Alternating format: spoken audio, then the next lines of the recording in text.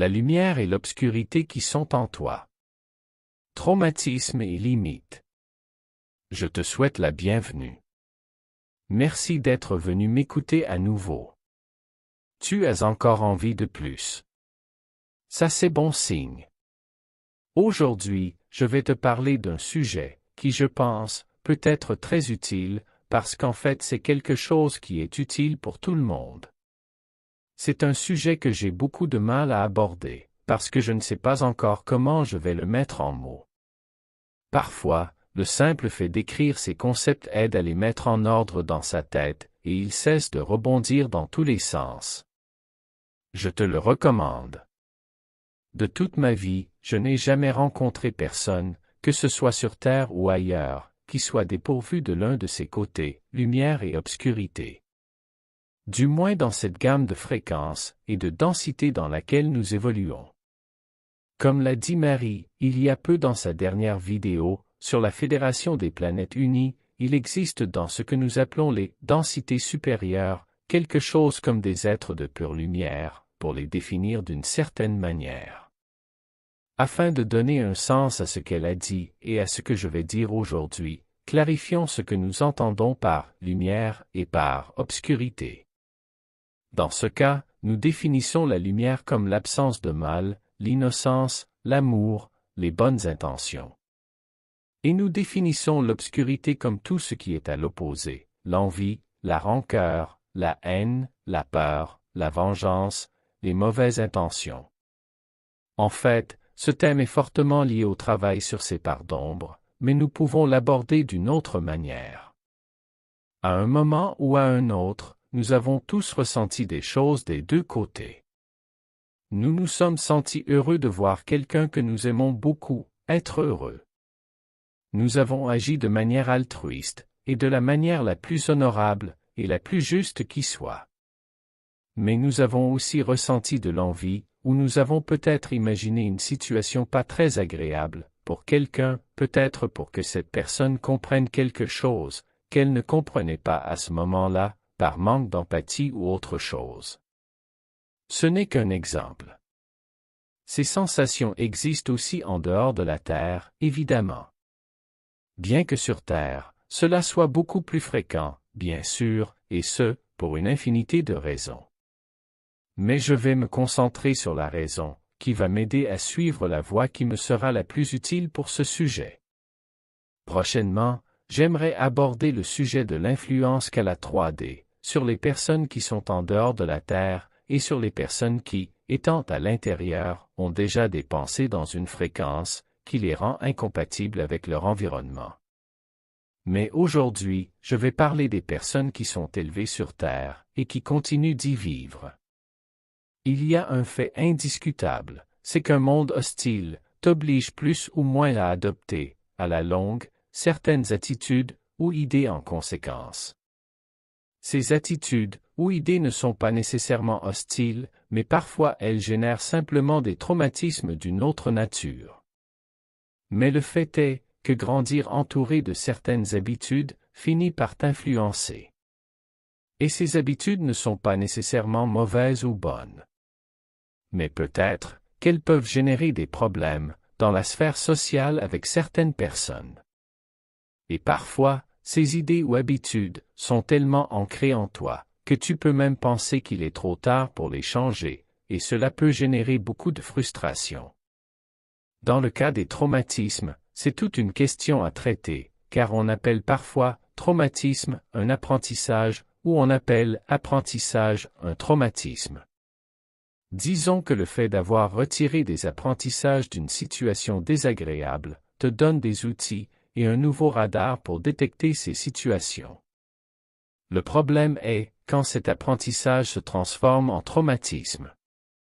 C'est-à-dire le moment où, lorsque le radar interne t'avertit, la peur te fait perdre la capacité d'agir de manière logique et cohérente.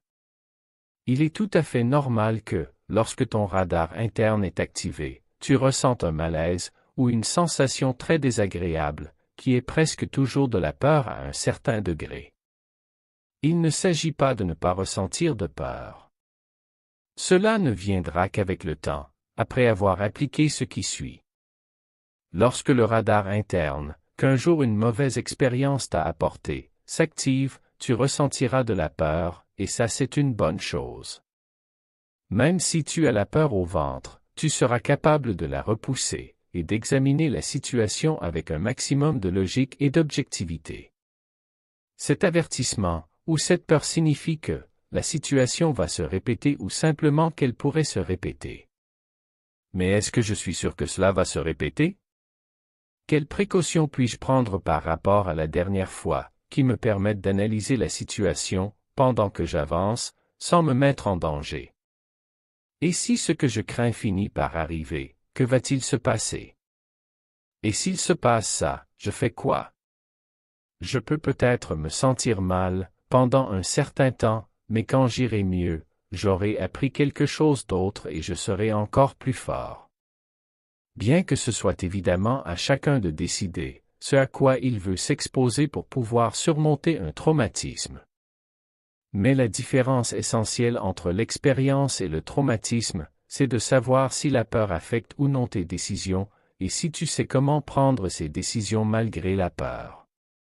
Bien que je te préviens que le fait de prendre des décisions en se basant sur l'expérience et non sur la peur ne garantit pas que tu n'échoueras jamais, et nous devons être préparés à cela. Mais si tu échoues, qu'est-ce que ça fait?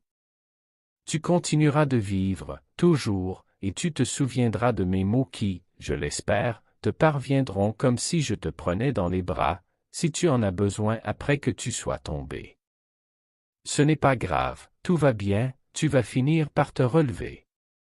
Donne-toi juste le temps d'assimiler.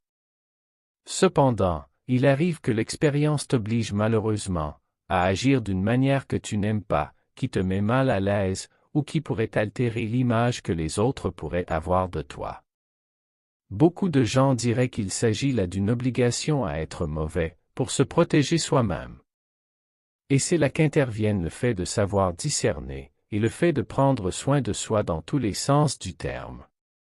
Parfois, il est effectivement nécessaire d'apprendre à se faire valoir, d'apprendre à se défendre et d'apprendre à dire non. Et dans le pire des cas, cette attitude que tu es obligé d'adopter provoquera le rejet de l'autre personne. Douleur, chagrin, fureur, confusion ou frustration. Est-ce que cela signifie que tu es mauvais? Devrais-tu renoncer à te défendre contre des situations ou des personnes, afin d'être toujours ce que tu considères être une bonne personne? Excuse-moi, mais ça ce n'est pas être une bonne personne. C'est plutôt, non, ce n'est pas ce à quoi tu penses. C'est être complaisant. Lorsque quelqu'un abuse de toi d'une manière ou d'une autre, et dans n'importe quelle mesure que ce soit, consciemment ou inconsciemment, c'est à toi de poser une limite, ou de t'échapper intelligemment, en empruntant un chemin qui ne te laisse pas toi, et ton intégrité dans l'oubli, ou la mise à l'écart. Ça, pour moi, ça ne signifie pas être mauvais. Mais tu peux l'envisager de la manière suivante, qui je pense, te paraîtra beaucoup plus intéressante. Comme l'a dit Sirius Black dans la célèbre saga de Harry Potter, le monde n'est pas divisé entre les bons et les mauvais. Nous avons tous en nous de la lumière et de l'obscurité. L'important est de savoir quelle partie nous choisissons de renforcer. C'est ça que nous sommes vraiment. Comme l'a dit Tante May, dans l'un des films de Spider-Man, nous avons tous en nous un héros, qui nous rend sincères, qui nous donne de la force, et qui nous rend nobles, même si, nous devons parfois rester fermes, et renoncer à certaines choses. Je te dis comment un être de lumière arrive à être un être de lumière? En acceptant et en intégrant tout ce qu'il est, et cela inclut l'obscurité. Si tu continues de feindre envers les autres et envers toi-même, que tu es un être de lumière, tu ne le deviendras jamais. Tu peux accepter ton obscurité, comme une caractéristique présente en toi, et l'utiliser pour ce que tu crois être juste, en essayant toujours d'éviter de nuire aux autres, à moins qu'il n'y ait aucune autre alternative. Tu peux aspirer à toujours utiliser ta lumière, et ton côté le plus juste et le plus noble, mais cela ne signifie pas pour autant que tu doives renoncer à toujours prendre soin de toi. À ton avis, qui aide les héros? De plus, comme le dit une certaine petite fille du vaisseau, et comme je le dis moi-même, il est beaucoup plus méritoire de porter en soi un monstre terrible et de le tenir à distance, que d'être un être d'amour et de lumière, qui n'a rien à travailler de ce côté-là. Tu peux avoir certaines habitudes ou idées que la vie a fini par te transmettre, mais le chemin ne consiste pas à les rejeter. Il consiste à commencer par les accepter, comme une de tes caractéristiques, qui ne définit pas pour autant tout ce que tu es. Et si ces idées et habitudes s'avèrent être un problème, dans ton interaction avec les autres, je ne peux te dire que 3 choses. Premièrement, tu peux choisir d'essayer vraiment de travailler sur elles, avec une détermination totale pour les surmonter. Mais seulement, si ces personnes sont vraiment importantes pour toi, et très respectueuses de toi et de ta façon d'être, et qui, de ce fait, t'acceptent même quand tu les mets mal à l'aise. Deuxièmement, tu ne dois pas nécessairement adapter ta façon d'être aux autres. Car la chose la plus normale est que ces personnes t'acceptent tel que tu es réellement, et qu'elles essaient de t'accepter ainsi, ou au moins de t'accompagner, et de te prendre par la main dans ce processus de dépassement que tu souhaites faire. Dans le cas contraire, je crains que tu sois obligé d'affronter la vérité cruelle, que ce ne sont pas vraiment tes amis, mais plutôt les amis du personnage que tu as essayé de créer pour eux. Et cela implique parfois de se séparer, comme le disait Ariane dans la dernière vidéo. Troisièmement, le jour où ces idées ou ces habitudes auront disparu, tu te rendras sûrement compte qu'elles ont disparu au moment où tu avais fini par ne plus leur donner d'importance. Car tu avais fini par les intégrer, comme quelque chose faisant partie de toi, mais qui n'était pas tout ce qui te définit. Tu es tout, la lumière et l'obscurité. La source n'est pas faite d'un seul aspect des choses, mais de tout ce que tu es capable d'imaginer. Et toi, en tant que source originelle que tu es toi-même, tu fonctionnes aussi comme cela. Au moment où tu auras intégré ta lumière la plus brillante, et ton obscurité la plus horrible, tes vertus et tes défauts, et que tu n'auras plus peur de te montrer tel que tu es, avançant toujours vers la meilleure version de toi-même, et où tu n'auras plus peur non plus de l'échec, tu deviendras pratiquement invincible. Que ton obscurité renforce ta lumière. Que la colère te stimule et se transforme en détermination.